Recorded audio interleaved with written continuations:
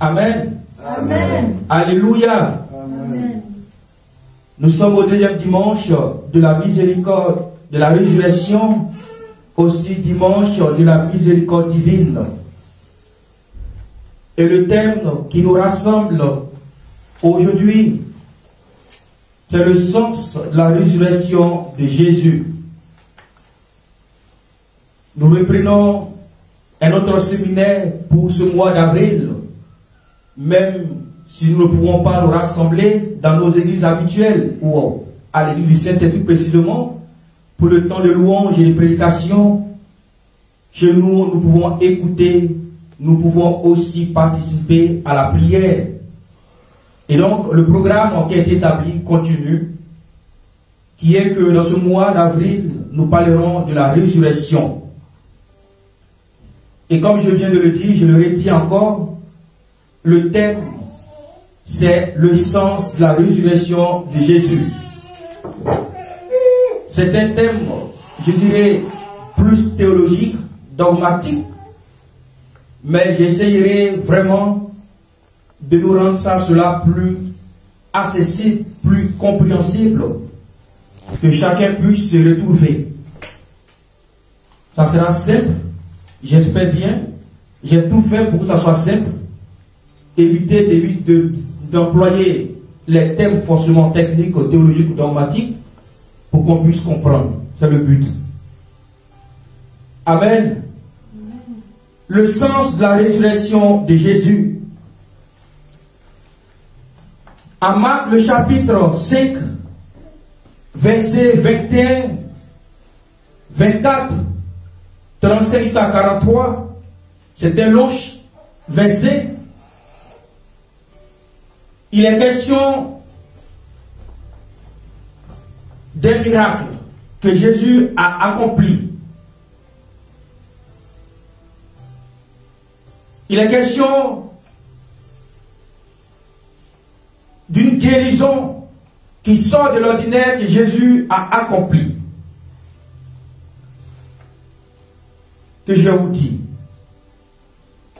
Nous n'allons pas le lire, mais je dirai de quoi il s'agit et vous saurez aussi. En Luc, dans un autre chapitre, donc Luc le chapitre 7, verset 11 à 15, il est encore question d'un autre récit de guérison, de miracle. Et puis, en Jean le chapitre 11, verset 1 à 44, un autre récit aussi qui parle de la même chose que les autres. Donc nous avons là devant nous trois évangélistes, Marc, Luc et Jean, qui nous parlent d'une chose, de la même chose, des miracles qui s'est produit, que Jésus a accompli. Quel est ce miracle? Ceux qui ont déjà pris le texte comprendront qu'il s'agit de la vie. Jésus a ramené à la vie trois personnes. À Marc, il s'agit de la vie de la fille de Jaïr qui est morte. En Luc, il s'agit de la vie du fils d'une veuve de Naïm. Et puis, en Jean, il s'agit de la vie de Lazare, qui est mort et que Jésus a redonné la vie, à qui Jésus a redonné la vie. Nous notons déjà une fille, un fils, un adulte mort que Jésus va ramener à la vie. Comme pour dire que la mort ne fait pas de tri. A priori, frères et sœurs, quand nous allons lire ces textes, il y a du merveilleux, de l'extraordinaire. Mais ces récits semblent ne pas changer quelque chose à la condition humaine de ces personnes. Sur la terre, bien sûr. Pourquoi je le dis? L'évangile, les évangiles ne nous le disent pas. Mais cette fille, ce fils et Lazare vont connaître une seconde mort. Donc, ils vont mourir après. Ce n'est pas dit dans les récits évangéliques, mais ils vont mourir plus tard. Alors, on a l'impression de dire, mais qu'est-ce que cela a changé de ramener des personnes mortes à la vie alors qu'elles vont mourir après? Le message important et capital dans cette introduction, c'est de comprendre que le Christ est la résurrection. Voilà, frères et sœurs, le message essentiel que nous pouvons retenir de ces 3 épisodes de résurrection où Jésus ramène un fils, une fille et un homme, un adulte à la vie. Jésus montre par cela, par là, qu'il est la résurrection. Il le fait avant même d'aller à la croix, avant même de mourir, avant même de connaître lui-même la résurrection. Jésus montre qu'il a pouvoir sur la mort et sur toutes les situations périles de l'existence humaine. C'est donc à juste titre, frères et sœurs, quand Saint Jean dit de lui que par lui tout a été fait. Et rien de ce qui a été fait n'a été fait sans lui. Jean 1, verset 4. Il montre qu'il est réellement la vie, l'auteur de la vie, celui qui a pouvoir sur toute existence.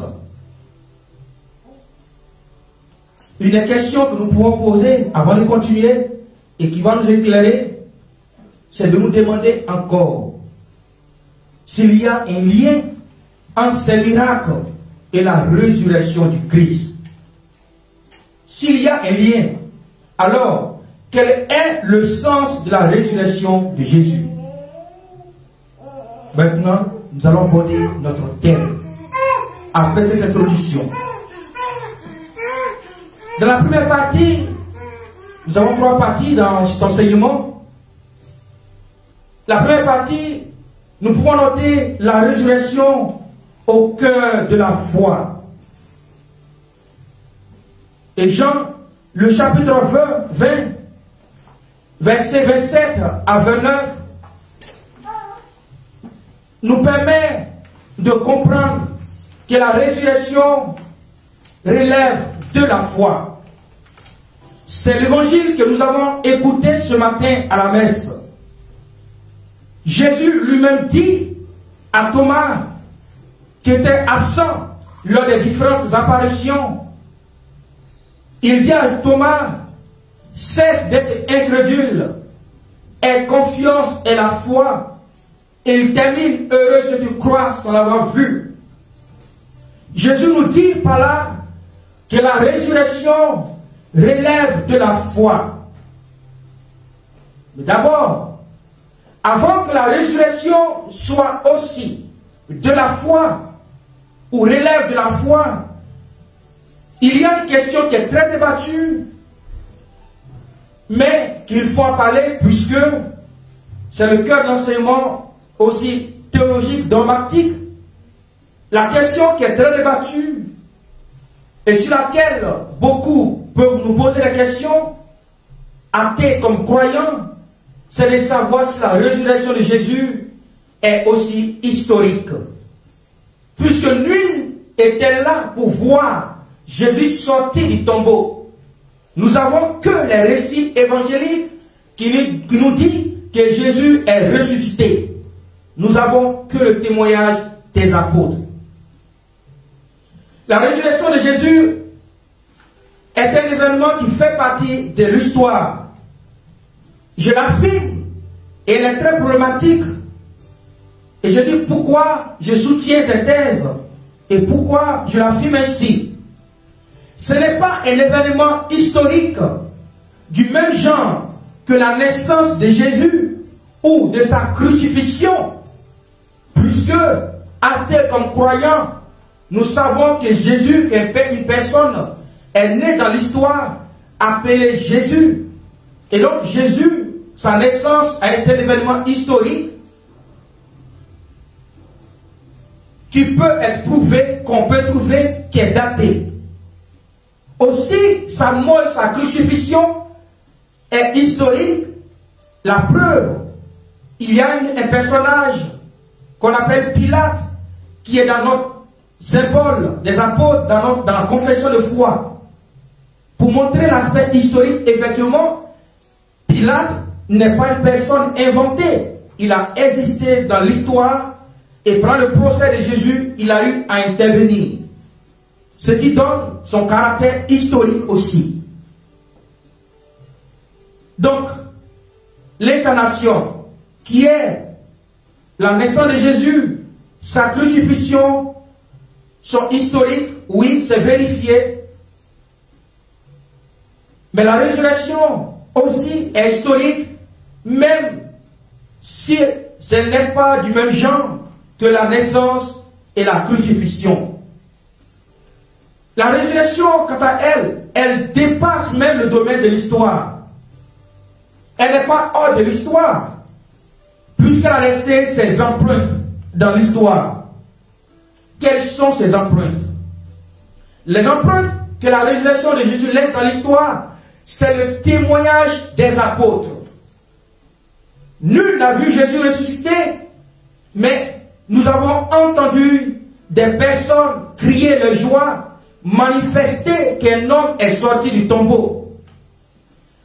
Les apôtres étaient des personnes, la majorité incultes, qui n'avaient pas forcément le savoir, comme les pharisiens, les scribes ou les sadducéens. C'était des pécheurs et autres. Mais voilà des petits gens acquis, des petits gens qui, 3 jours après la mort de leur maître, se mettent à annoncer partout que ce maître est ressuscité. Ce que refusent déjà les sadducéens.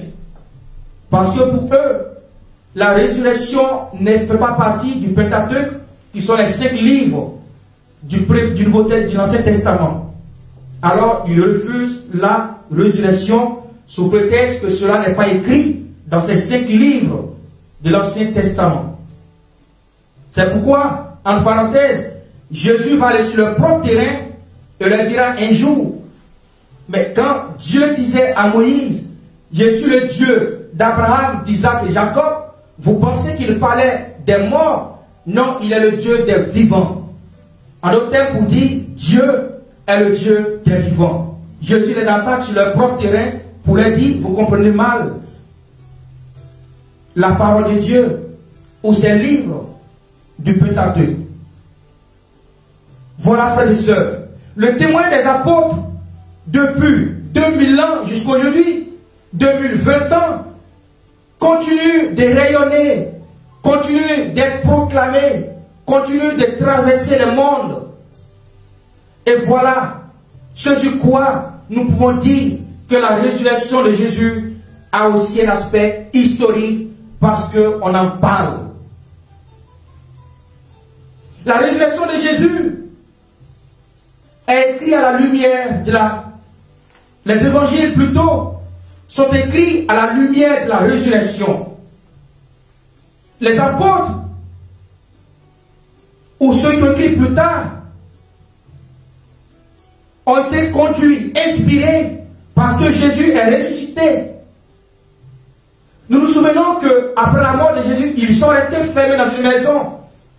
Ils avaient peur des Juifs, c'est ce que nous disait l'évangile aujourd'hui.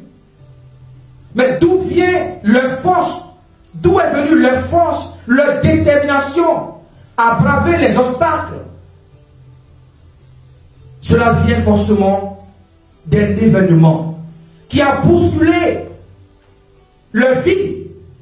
Un événement qui a venu briser les verrous de la porte, puisqu'ils étaient dans les portes, dans les maisons fermées, verrouillées. C'est la résurrection de Jésus qui va inspirer à la rédaction des évangiles. La résurrection est donc le motif du Nouveau Testament. C'est vrai que tout cela pose problème à la raison, pur, qui veut une démonstration, une preuve. Et là, à ce niveau, nous pourrons dire avec Jude, en Jean le chapitre 14, verset 22, qui disait un jour à Jésus, mais pourquoi Seigneur, tu vas te révéler à nous et tu ne vas pas te révéler à tout le monde? Aujourd'hui, nous pouvons poser cette même question à Jésus. Mais Jésus, tu es ressuscité, nous croyons. Mais pourquoi tu ne t'es pas révélé aussi aux Juifs, c'est-à-dire aux pharisiens, à ceux qui t'ont mis à la croix? C'est encore plus simple. C'est sûr que eux, s'ils t'ont vu, s'ils t'avaient vu, ça allait changer tout. Mais non, Jésus ne s'est pas révélé à tout Israël. Jésus s'est révélé à ses amis, à ses apôtres. Dieu se révèle à partir de rien. À ceux qui sont considérés comme des faibles, c'est à eux que Dieu se révèle. Le propre de Dieu, frères et sœurs, quand il se révèle, c'est de ne pas écraser par sa puissance, mais de nous donner la liberté et de susciter en nous l'amour. Si Jésus s'était révélé aux pharisiens, aux scribes, à tous ceux qui l'ont mis à la croix, il serait en train de s'imposer à eux. Mais Jésus se révèle à ses amis, à ses apôtres, parce qu'il veut susciter encore en eux l'amour. Et à partir d'eux, il veut permettre que cet amour s'étende à toute l'humanité. Une autre chose aussi, si Jésus s'était révélé de façon miraculeuse ou constante à tout Israël, je pense qu'il aurait supprimé sa condition humaine. Dieu veut atteindre l'humanité, ou Dieu a voulu atteindre l'humanité qu'à partir de la foi. La résurrection de Jésus, frères et sœurs, repose sur la foi.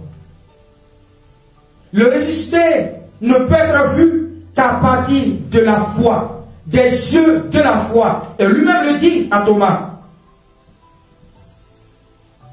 Saint Paul, qui n'a pas vu Jésus, qui n'a pas marché avec Jésus, mais qui l'a rencontré sur la route de Damas, dira un jour, en 1 Corinthiens, le chapitre 15, verset 14, si le Christ n'est pas ressuscité, vaine est notre foi. La résurrection, frères et sœurs, est à l'origine de la foi chrétienne. C'est le point fondamental de la foi chrétienne. Ceux qui ont écrit croyaient que Jésus est ressuscité des morts, qu'il est vivant au milieu d'eux. Ils y croyaient. C'est pourquoi ils ont annoncé, ils ont donné leur vie. Ils ont tout abandonné. Pierre a continué d'annoncer Jésus au lieu de retourner à son travail habituel qui est la pêche. Parce qu'ils croyaient que Jésus ressuscité est encore au milieu d'eux. Frères et sœurs, ces apôtres n'étaient pas payés. Ils n'ont rien reçu pour annoncer cet événement. Ils n'avaient rien à gagner à annoncer une personne morte qui serait ressuscitée. Ils étaient 12. Parce que beaucoup des disciples de 75 ont fui. Ils étaient 12 avec la Vierge Marie. 12 contre tout un peuple. Ils n'avaient ni épée pour se défendre. Ils sont restés. Et ils ont eu le courage d'annoncer qu'une personne est ressuscitée. Ils savaient bien à qui ils avaient affaire en disant cela. Les Sadducéens qui étaient prêts à les éteindre. Il y a quelque chose qui s'est passé. C'est la mystique de la foi. La foi qui nous pousse. La résurrection est déclencheur de la foi chrétienne. Il n'y a pas de foi avant Pâques. Il y a la foi après Pâques. après la résurrection.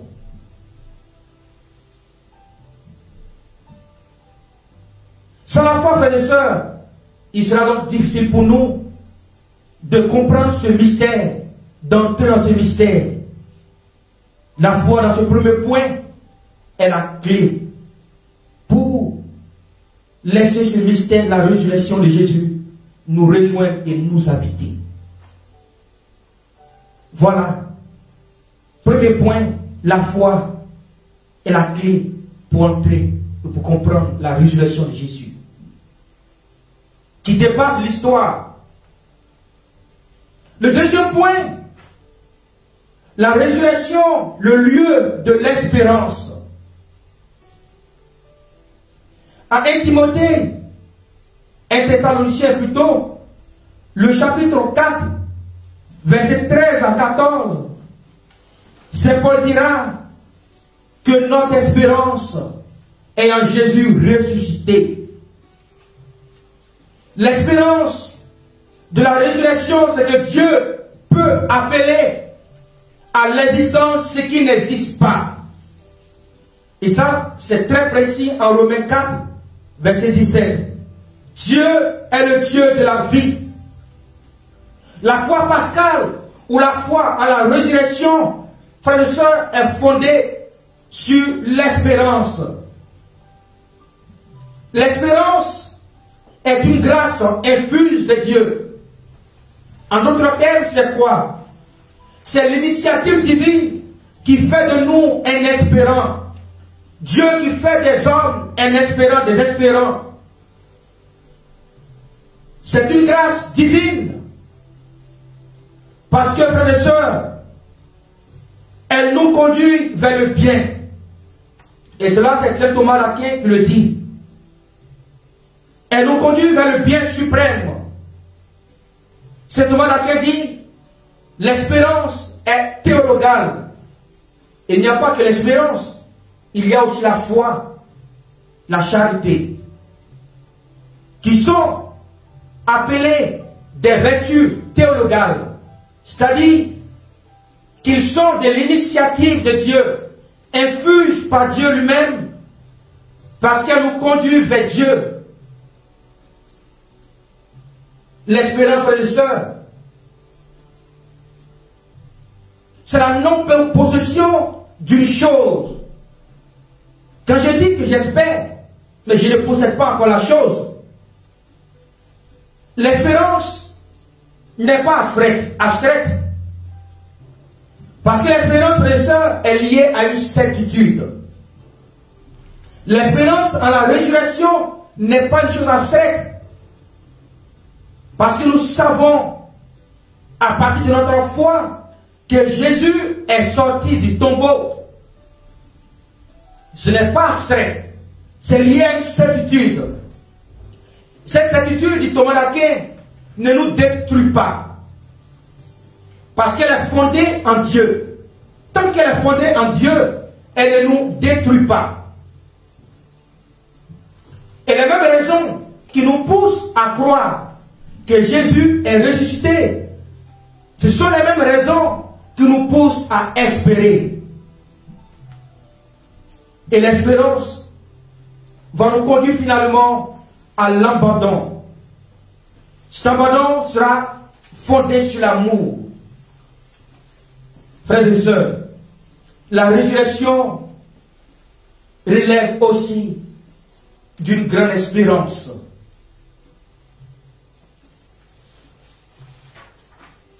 L'espérance qui s'exprime dans la confiance en Dieu.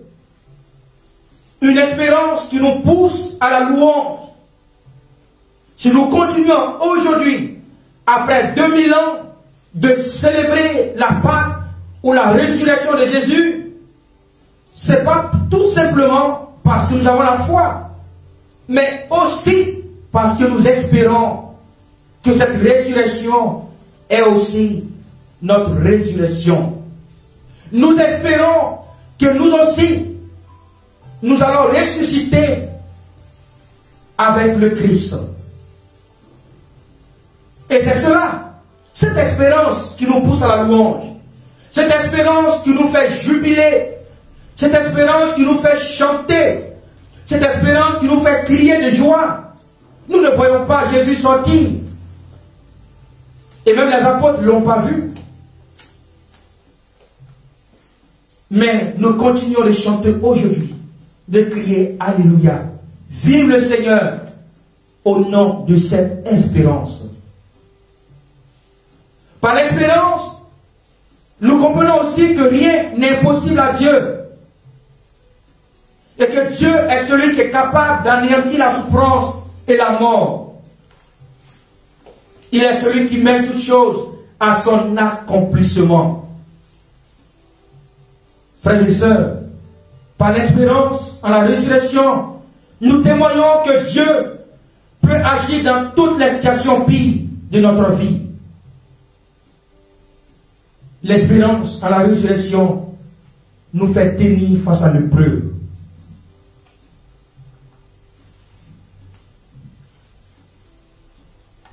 Plus précisément, en 2 Maccabées, chapitre 7, verset 11, il est question du martyr des 3 fils d'une femme. Le 3e fils, en 2 Maccabées 7, verset 11, va dire au roi de prendre sa langue et ses mains et de les couper aussi.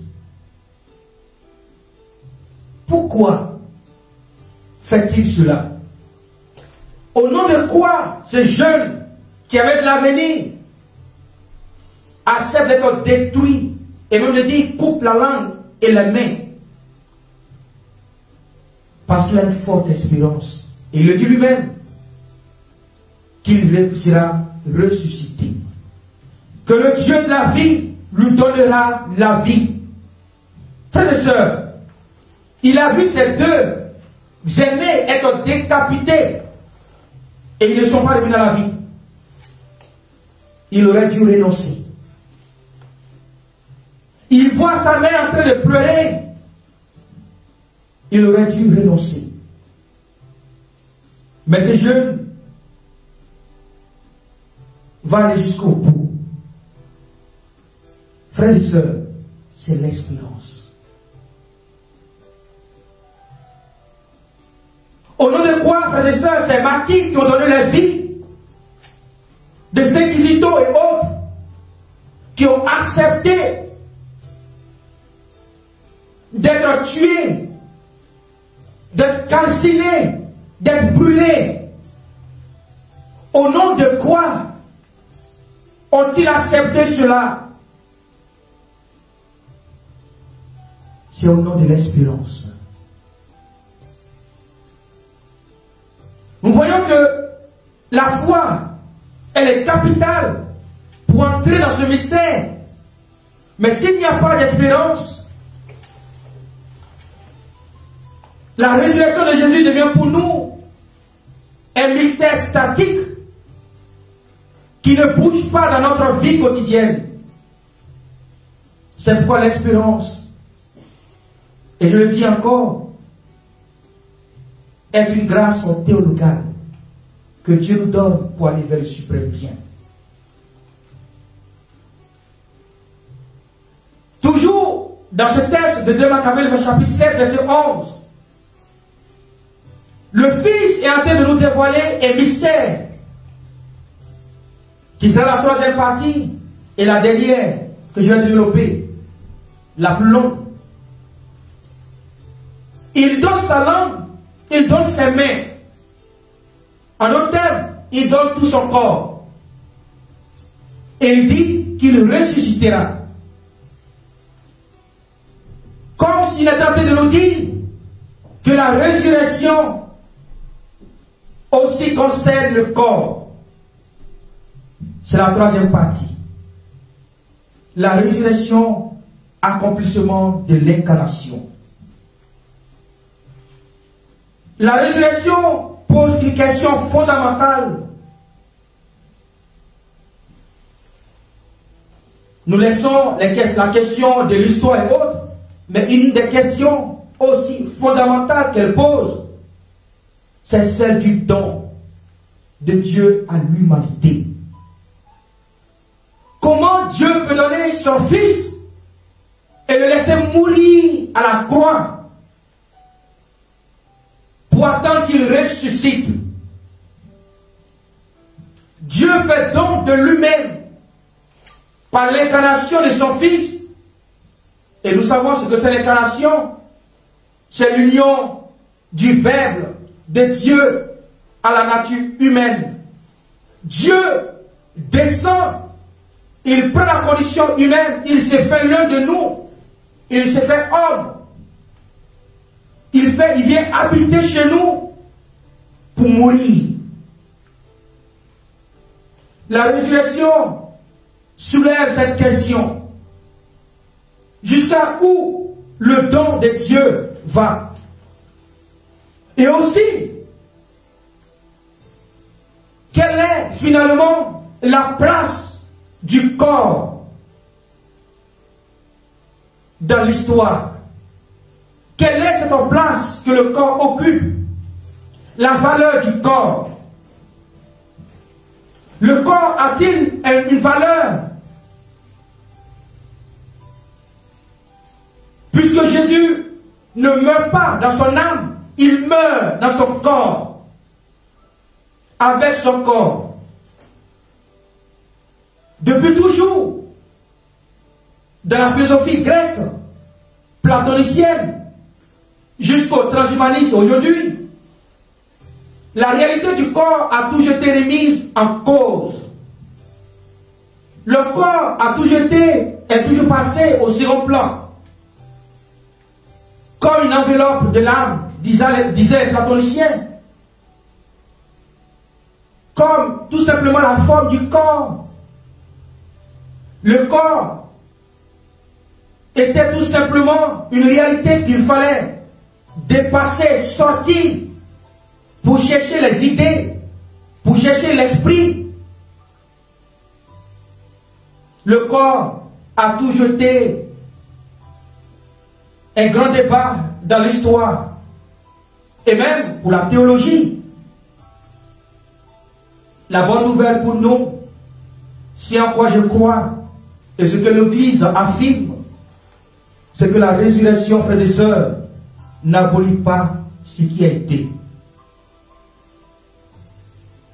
La résurrection de Jésus n'a pas aboli son corps. La résurrection de Jésus n'a pas été en discontinuité avec son histoire.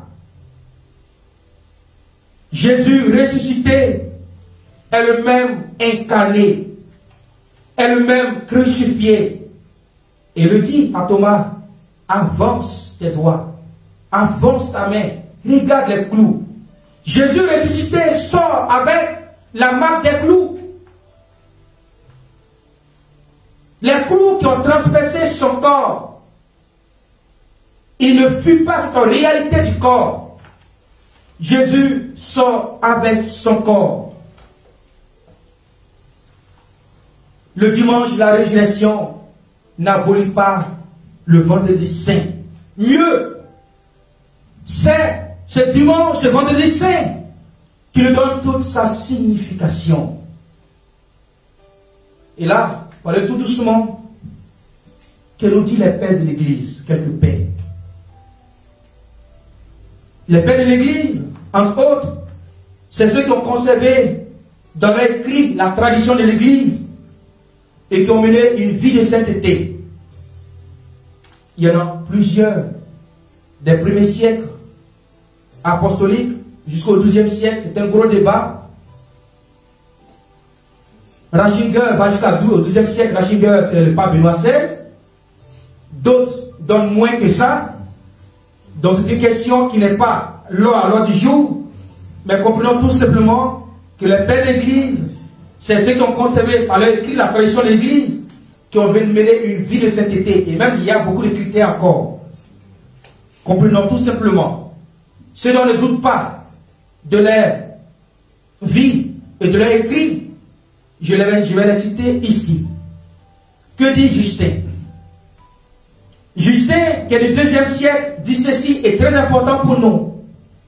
Il dit, si le Sauveur n'avait annoncé comme bonne nouvelle que la vie de l'âme, qu'aurait-il apporté de nouveau en comparaison de Pythagore, de Platon ou d'autres hommes? Je reprends. Si le Sauveur n'avait annoncé comme bonne nouvelle que la vie de l'âme, qu'aurait-il apporté de nouveau en comparaison de Pythagore, qui était philosophe grec, de Platon aussi, philosophe, ou d'autres hommes qui, eux, croyaient déjà à l'immortalité de l'âme? Si Jésus était de nous dire que l'âme est immortelle, qu'est-ce qu'il aurait apporté? Rien. Pythagore le disait déjà. Platon aussi. Beaucoup d'autres. Qu'est-ce qu'il aurait apporté de nouveau? Justin dit rien. Rien. Pour Irénée de Lyon, qui sont encore d'autres pères de l'Église, et Tertullien, la résurrection est le critère décisif qui sépare la gnose de la doctrine chrétienne. C'est quoi la gnose? Les gnostiques considèrent la chair ou le corps comme une création d'un Dieu inférieur. Et donc, Irénée de Lyon et Tertullien, qui sont des pères de l'Église, disent que la doctrine chrétienne, la résurrection, c'est le critère décisif qui nous sépare de cette doctrine gnostique. Pourquoi? Et tout ça, je vais développer.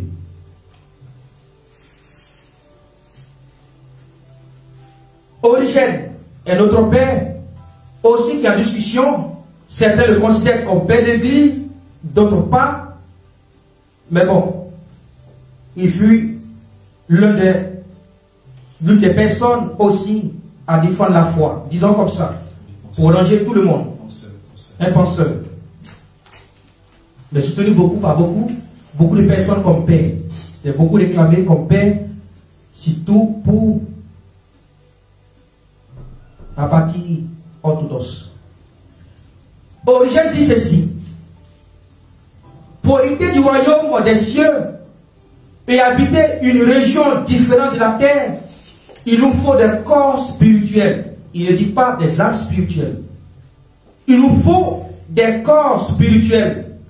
Il continue. Notre forme première, il s'agit de notre corps, ne disparaîtra pas pour autant, mais sera glorifié.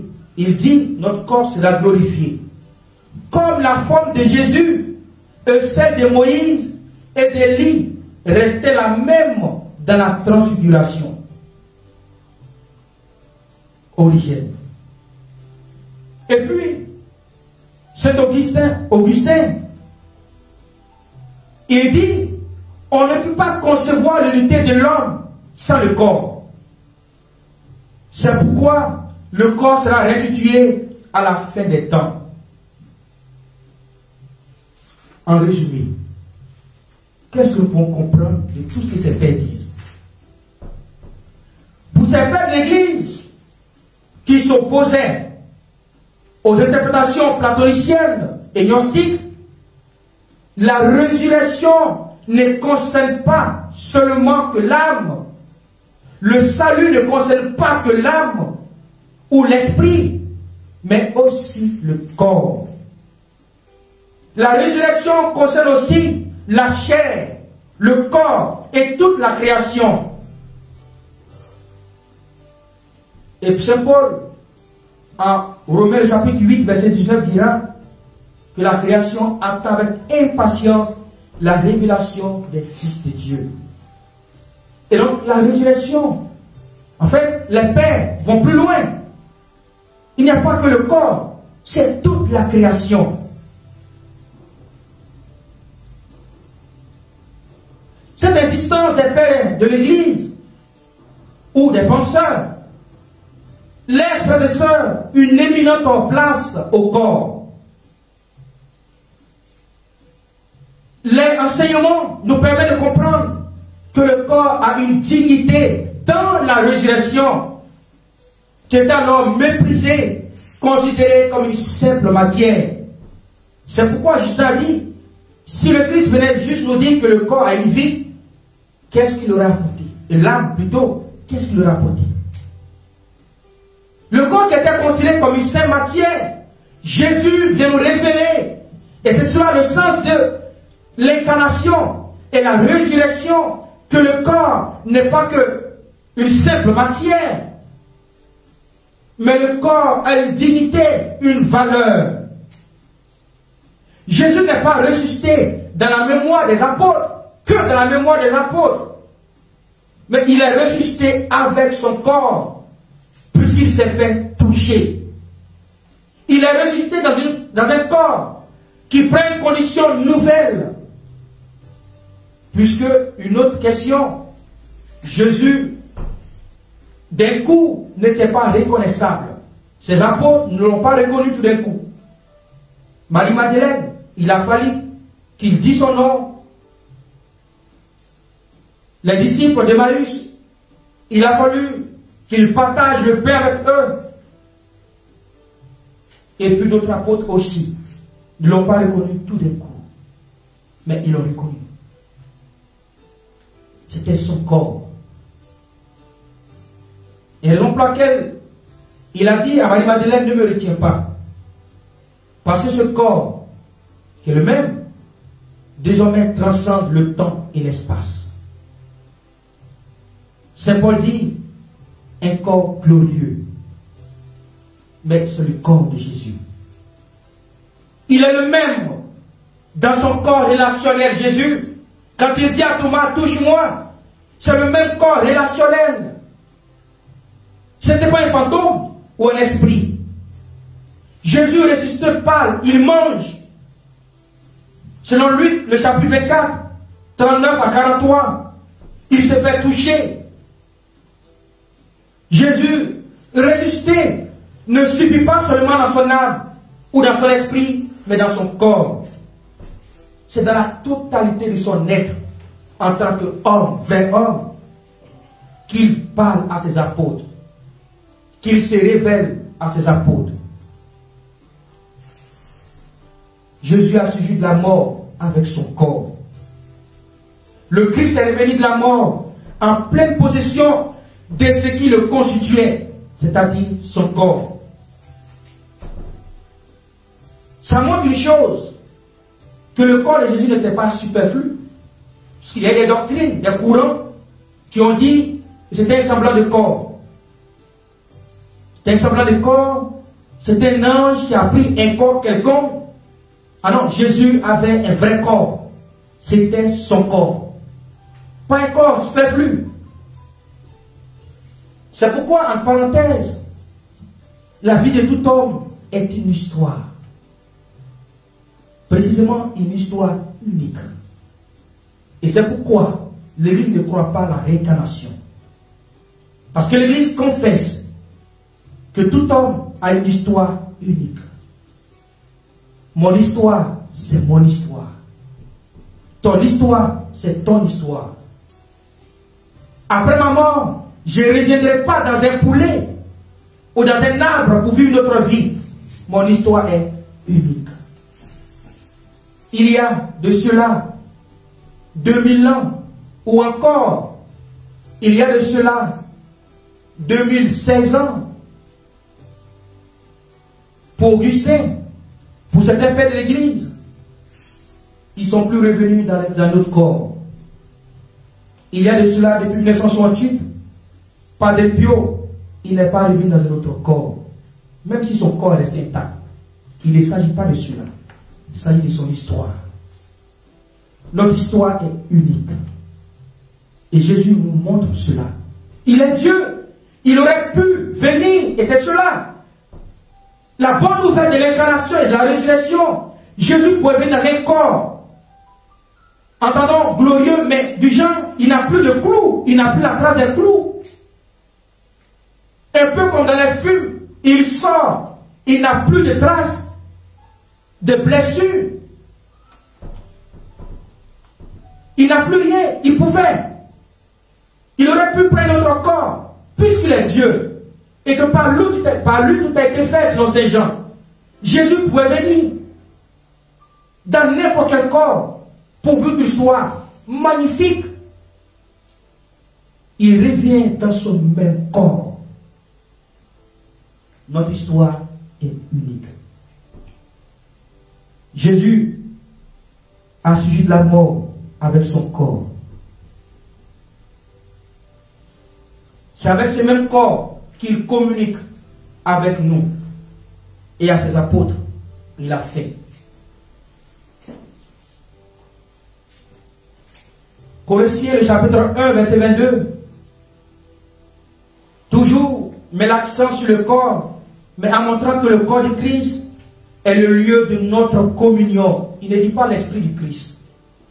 Le corps du Christ est le lieu de notre communion et de notre réconciliation avec Dieu et avec toute l'humanité. Il y a derrière l'ecclésiologie, donc une question de l'Église qui n'est pas objet de notre enseignement.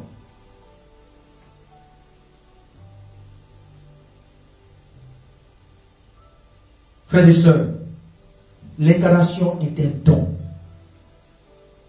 Un don de l'amour de Dieu. Il n'y a pas de passion, il n'y a pas de croix ou de mystère de la résurrection sans l'incarnation.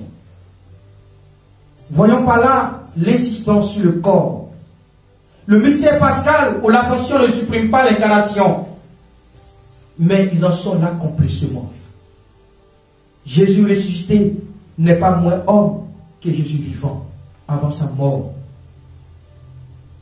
La résurrection, c'est l'habilitation de l'amour de Dieu. Voilà. C'est l'habilitation de l'amour de Dieu en son Fils et dans l'humanité qui va jusqu'à la mort. Et qui montre que nos corps sont appelés aussi à la résurrection. Il ne s'agit pas de l'âme seulement. Le sang de la résurrection, c'est aussi la victoire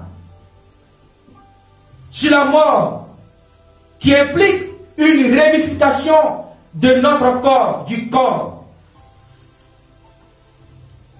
Nous sommes notre corps et notre âme. Nous dit Saint Paul en 1 Thessaloniciens 5, verset 23. Et l'Église, pour encore appuyer cela, dans sa constitution dogmatique, dans une espèce,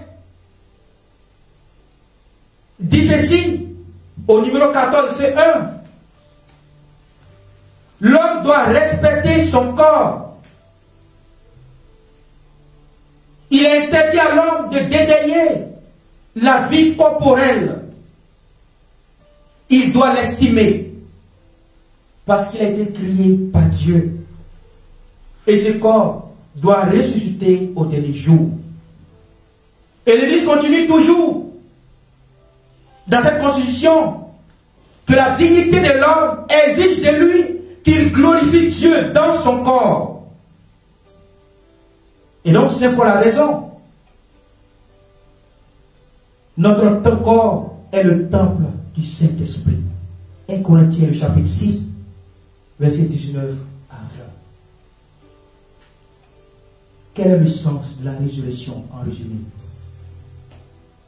Le sens de la résurrection de Jésus, c'est de montrer que l'amour du Père traverse, frères et sœurs, la mort. L'amour traverse la mort. La résurrection, c'est la victoire de l'amour sur la haine. Le sens de la résurrection de Jésus, c'est de montrer que rien ne peut arrêter l'amour de Dieu, même pas la mort, même pas le péché. Et d'ailleurs, le péché, c'est de croire la mort. La résurrection,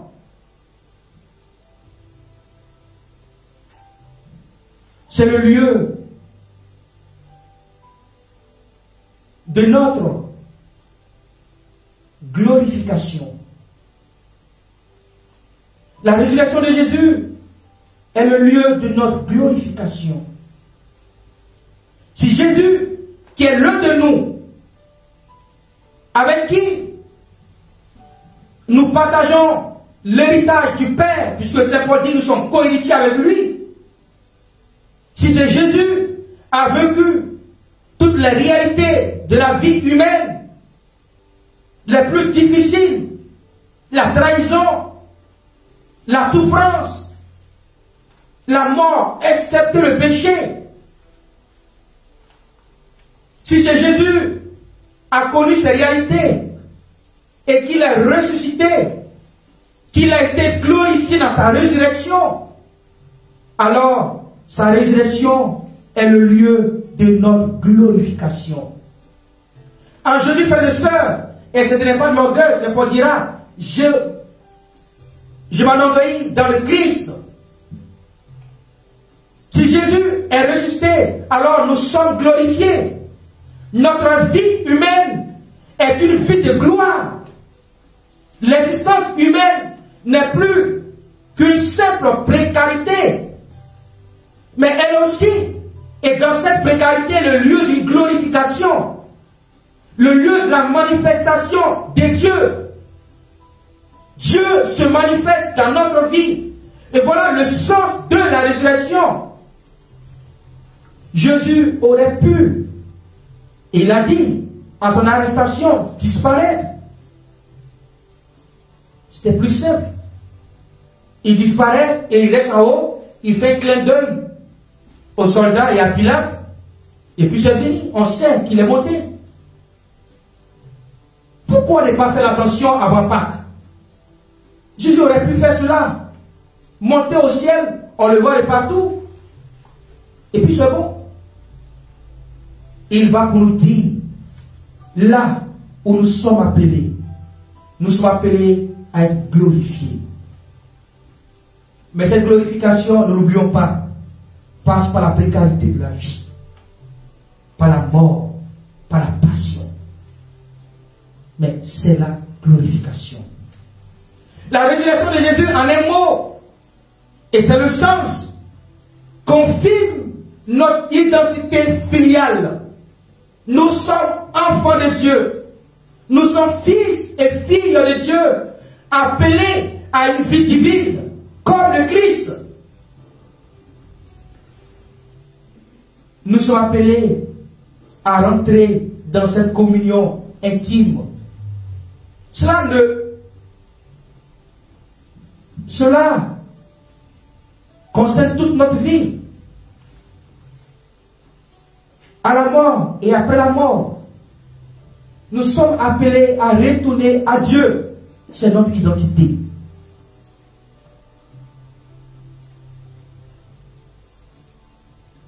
Frères et sœurs, voilà ce que je voulais nous partager sur ce thème de la résurrection, du sang de la résurrection de Jésus. Crois que là où il y a la passion, la résurrection n'est pas loin. Là où il y a la mort, et je dis la mort dans tous les sens, la résurrection, c'est-à-dire la vie, n'est pas loin de cela. Là où il y a le mépris, la glorification n'est pas loin. Là où il y a le rejet, la glorification n'est pas loin. Là où tu te sens écrasé, la glorification n'est pas loin. Comme je l'ai dit, la résurrection, si tu veux ressusciter, et dans tous les domaines de ta vie, il faut la foi. Gardez toujours ta foi. Il faut aussi t'accrocher à l'espérance. Il faut t'abandonner entre les mains du Père, comme le Fils l'a fait lui-même, à l'heure de la mort. Puisse le Seigneur nous aider à nous abandonner entre ses mains, dans les mains du Père, par le Fils, afin d'être glorifiés nous aussi. Dans toutes les situations prises de notre vie, que nous connaissions la résurrection du Christ, qui est notre propre résurrection. Le Seigneur nous bénit et nous ouvre à sa grâce. Amen. Amen.